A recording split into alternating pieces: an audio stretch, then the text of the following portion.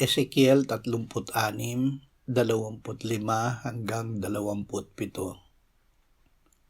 Ako'y magwiwisik ng malinis na tubig sa inyo.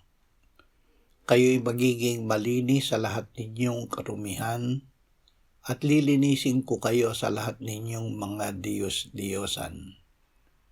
Bibigyan ko kayo ng bagong puso, at lalagyan ko kayo ng bagong espiritu sa loob ninyo. Aking aalisin ang batong puso sa inyong laman, at aking bibigyan kayo ng pusong laman. Aking ilalagay ang aking espiritu sa loob ninyo, at palalakarin ko kayo ng ayon sa aking mga tuntunin, at magiging maingat kayo sa pagsunod sa aking mga batas. Ang Diyos ang naglilinis.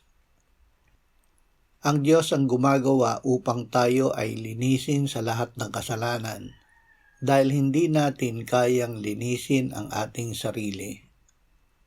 Sinabi din niya, lilinisin ko sila sa lahat ng kanilang kasamaan at aking patatawarin. Mabubuksan ang isang bukal para sa kasalanan at karumihan. Kaya inaanyayahan niya tayo, pumarito kayo ngayon at tayo'y magatwiran sa isa't isa, sabi ng Panginoon. Bagaman ang inyong mga kasalanan ay tulad ng matingkad na pula, ang mga ito'y magiging mapuputi na parang niyebe. Bagaman ito'y mapulang mapula, ang mga ito'y magiging parang balahibo ng tupa.